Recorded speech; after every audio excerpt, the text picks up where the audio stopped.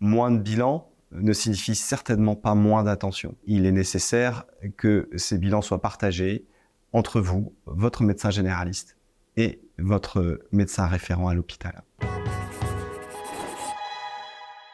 Bonjour à tous, je suis le professeur Laurent Pascal, je suis hématologue à l'hôpital Saint-Vincent-de-Paul à Lille. Je traite des maladies du sang qui sont essentiellement des cancers du sang. J'ai dans mes équipes des hématologues et des oncologues. Et à ce titre, j'ai une expérience assez importante de suivi de patients qui ont eu un cancer et également du suivi post-cancer. Et dans cette petite séquence vidéo, nous allons parler de la vie après le cancer. J'ai quelques conseils à vous prodiguer et que je voulais vous partager. Premier conseil concerne le suivi médical et la compréhension de celui-ci. Alors souvent, il peut y avoir un sentiment d'abandon autour de la prise en charge avec des venues à l'hôpital qui sont beaucoup moins fréquentes qu'auparavant. Sachez cependant que pour chaque pathologie, chaque cancer, le suivi, il est ordonné et il est précis et il est réglementé au niveau national et au niveau international. Tous les examens complémentaires, que ce soit les TEP scanners, les bilans sanguins, sont prévus à des rythmes adaptés en fonction de votre pathologie. Et les rencontres régulières avec votre oncologue ou votre hématologue sont adaptées à cette surveillance. Moins de bilan ne signifie certainement pas moins d'attention. Et il est nécessaire que ces bilans soient partagés entre vous, votre médecin généraliste et votre médecin référent à l'hôpital. Sachez aussi qu'il y a des outils de télésurveillance qui se développent et qui permettent d'harmoniser cette surveillance et éventuellement d'alerter votre équipe médicale au moindre symptôme anormal. La gestion des effets secondaires des traitements peut prendre un petit peu de temps et il est vraiment important de référer à votre équipe médicale tout symptôme inhabituel, surtout dans les 3 ou 6 mois qui vont suivre la fin du traitement. Il ne faut pas hésiter aussi à mettre dans la boucle, évidemment, votre médecin généraliste. Je dirais effectivement dans une phase très précoce, dans les 3 à 6 mois, il faut vraiment référer tout symptôme inhabituel à votre équipe médicale. Néanmoins, d'autres symptômes peuvent survenir, comme un état grippal, une angine, une infection urinaire. Ceci doit aussi vous inviter à reprendre une vie un peu normale et de reconsulter systématiquement votre médecin généraliste, qui est un allié précieux dans la prise en charge de ces symptômes post-traitement. La communication entre le réseau de ville et l'hôpital est vraiment le lieu privilégié pour la prise en charge de ces effets secondaires.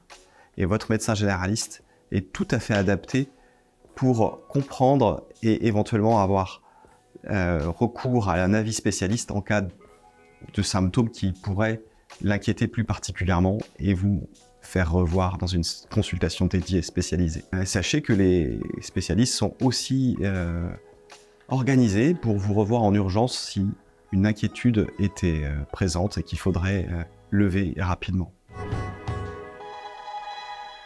Lorsqu'on quitte l'hôpital, qu'on annonce une rémission, qu'on vous explique qu'il faut reprendre une vie normale, c'est plus facile à dire qu'à faire.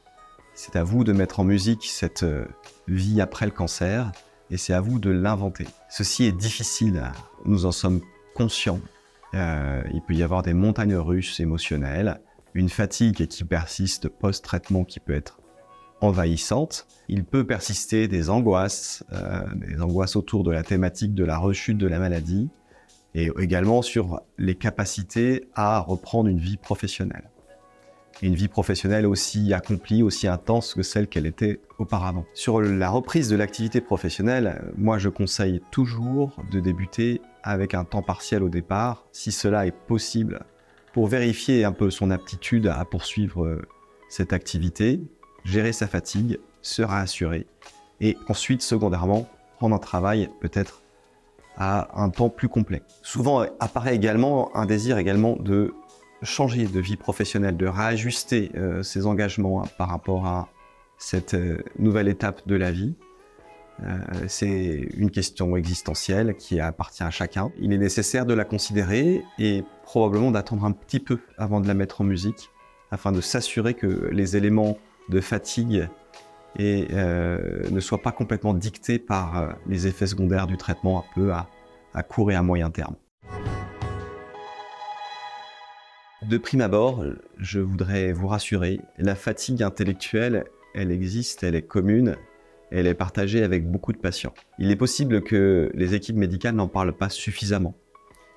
C'est quelque chose qui peut paraître un peu anecdotique par rapport aux autres effets secondaires, mais dans la vie après le cancer, ça prend peut-être un sens plus aigu et plus important. Je vous ai dit dans le conseil numéro 3, dans le cadre de la réactivation d'une activité professionnelle, allez-y doucement. S'il y a une fatigue intellectuelle après le cancer, c'est un petit peu la même chose. Je vous conseille d'établir des listes de tâches à réaliser régulièrement. Et il est important également de vous ménager des pauses dans la journée, et notamment dans votre activité professionnelle. Si on est fatigué, on se repose et on est capable de reprendre ensuite une activité avec un peu plus d'élan. Et votre fatigue, elle est légitime. Donc ne soyez pas honteux si vous avez besoin de vous reposer. L'expérience du cancer, c'est une expérience surtout d'un décentrement important de soi, dans le sens où on ne décide plus grand-chose pour soi-même. Vous avez fait l'expérience, si vous avez souffert d'un cancer, de remettre votre vie dans les mains d'autres personnes, que ce soit le chirurgien, l'oncologue, les infirmières qui s'occupent de vous. Et il y a une maîtrise de soi qui est un peu diminuée.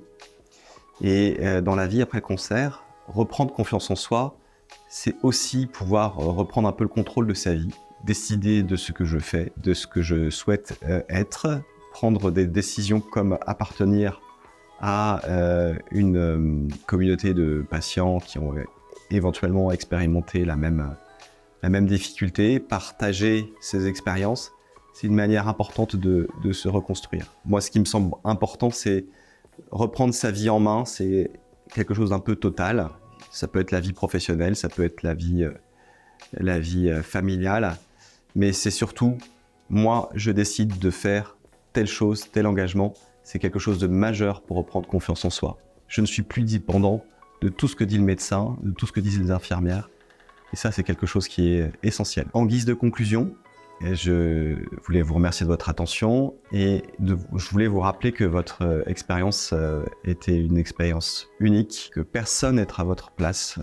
L'oncologue, l'hématologue n'est pas le malade.